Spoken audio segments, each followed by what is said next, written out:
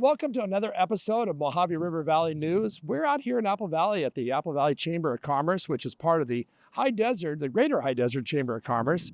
And they graciously allowed us to use their facility this year. We're going ahead and we're going to interview many candidates across the entire Mojave River Valley. Some are in here that we've done our best to try to get a hold of everybody we can. Fortunately, you might not find your favorite candidate there just because of logistics or whatever it might be, but we did our best to go ahead and put as many interviews as we can together. So you know what? Stay tuned. We'll be right back with you because we got a lot of great interviews to throw at you.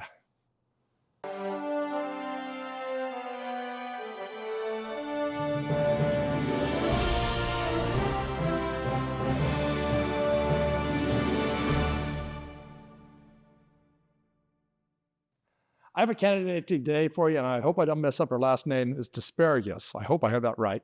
So she's running for the Victor Valley Community College Board, and it'll be interesting why she wants to get involved and throw her hat into the ring. Hey, stay tuned. We'll be right back with you.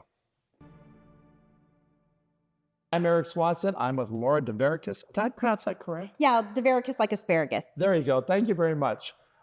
Can you tell the folks real quick a little bit about you? Sure. Maybe about 15 seconds. Yeah, my name is Laura Dvareckas, sounds like asparagus. I was born here in the High Desert as Laura Benson. I grew up in Victorville and Phelan areas. I'm a combat veteran. I own 2 small businesses here in Apple Valley. I live with my husband and my son and our 2 dogs. And I love to travel, camp, read, and serve the community. So you were appointed, I believe was it 2 or 3 months we're on now? Was it 4 months? June 10th, I was appointed. Oh my gosh, time flies. Yeah. Time flies. So you already had a chance to test this, but I want to ask a question. I ask this of everybody, and probably everybody out there is getting bored with this question. You are in the middle of a multi-million-dollar organization. How do you fit in that organization for the next 4 years? I think the biggest thing that I concentrate on is the growth that we're seeing at Victor Valley College. And we really need to focus on making sure that we're getting the funding that we deserve based on the amount of students that we have attending the school. We're getting funding right now for fewer students than we actually have.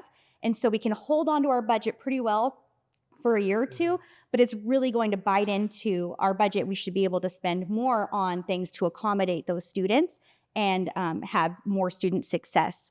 So right now, my biggest role is supporting the superintendent's initiatives to get that funding. I support everything that he's doing to work on that. So let's segue into another piece of that actually affects our schools and affects the college too, I know, is the results of what's happening in the pandemic, not in academics, but just in attendance. How are you guys getting these kids back to school? So we actually— I shouldn't say I'm kids, they're students, not kids. Many are kids, but yeah, it's all members of the community. Right now, our enrollment's up a lot more than we had anticipated. So what's happened is we have programs like Early College, Bridge Program, and things like this that connect our 36 feeder high schools to the college. It gets students excited about enrolling at Victor Valley College, and it also gives them credit for classes they're taking at the high schools if they go to VVC directly from high school. So that's a huge incentive for them. Oh, I agree. It's huge. So let's go ahead and the other issue that we see across our country today that everybody's always concerned about, of course, is student safety and staff safety. Where do you feel that you're right or not right or overright on that issue at the college today? I think that we have an amazing police organization within the campus. They are present. They are part of that school community there. But I also see that there are initiatives to create more of a social and community environment within the college. And that helps because no students feel unsafe, alone. There are also initiatives. The ASB just made a goal to make a hotline that students can call if something has happened or they feel unsafe. And that's anonymous if they so choose. So the goal with that was that more students would likely call with issues because they would be able to remain anonymous. So there are a lot of initiatives right now at the college to keep. I mean, it's one of those things that always gets honest.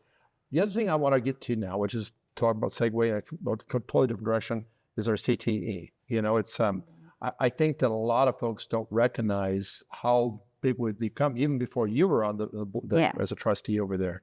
Because the career, the technical education programs are so valuable.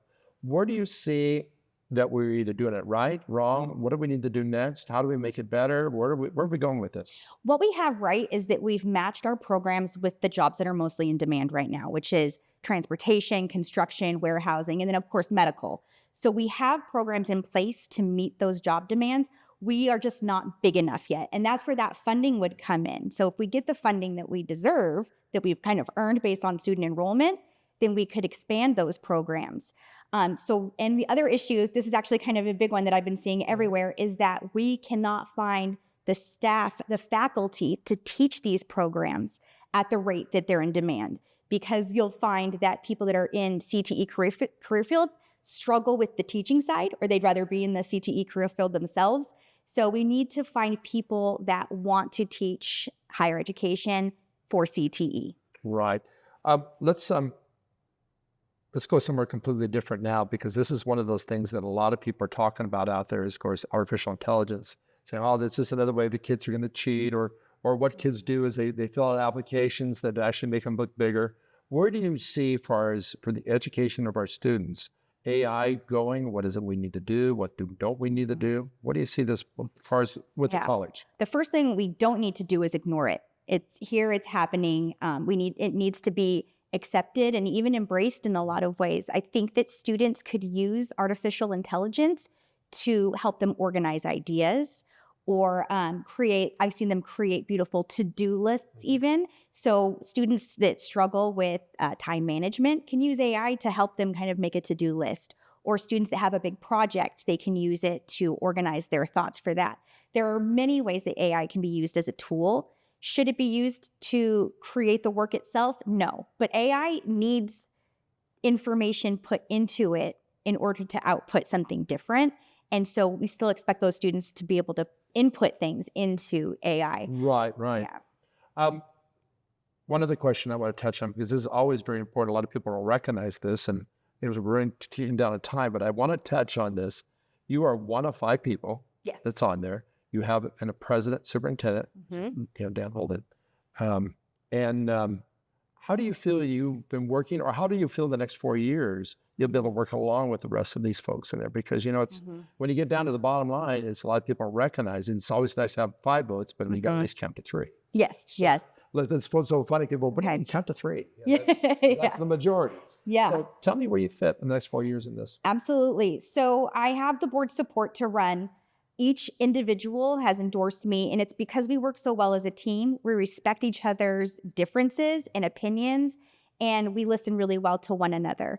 And I think that us as a team, as a board, we're going to do great things together. And it's not that we're always going to agree. It's just that we are willing to see each other's points of view. And we understand that we all come from different walks of life and different places. And so I think it's a really great kind of diverse group of people. Or tell the folks out there why they should vote for you. Okay, my name's Laura Dvareckas. Sounds like asparagus. I am full of passion for our community. I want to reach out to the community and get to know everybody and understand what they want out of Victor Valley College, because it is a community college. It's for the people, young, old, whether it's enrichment or moving on to a university or a CTE program. There's something there for you, or we can make it if you let us know what you need. I'm also dedicated to student success. Our entire community benefits when the students at VVC are successful.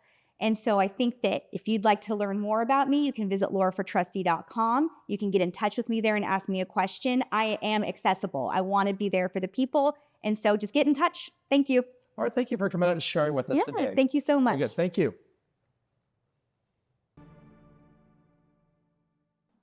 Hey, you know what? These episodes, working with candidates, is always amazing. You know what? Thank you for tuning in. I hope we gave you some insight about who these folks are.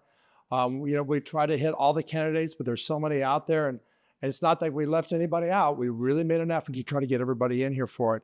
Another thing I want to do is I want to thank the Greater High Desert Chamber of Commerce for allowing us to use this beautiful facility out here in Apple Valley, because this really made a big difference for us.